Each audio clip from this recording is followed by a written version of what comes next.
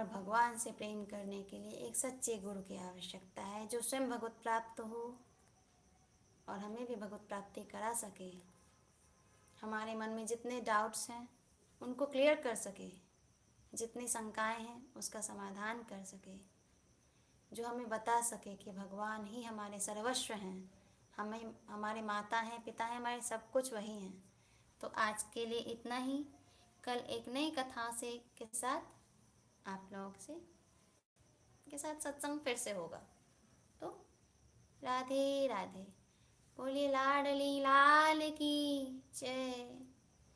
श्रीमद सद्गुरु सरकार की जय। वृंदावन बिहारी लाल की जय।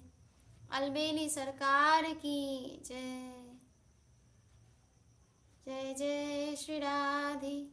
जय जय श्री राधे। जय जय श्री राधे। आप लोग अगर जुड़ना चाहते हो तो अवश्य जुड़ें, भगवान की कथा सुने, भगवान के कीर्तन सुने, भगवान के प्रेम में डूब जाएं और भगवान की भक्ति कीजिए, लाभ लीजिए, हमारे ठाकुर जी के, ठाकुर ठाकुरानी के दर्शन कीजिए। ये जीवन का यही सार है। तो दिल से कहिए राधे राधे।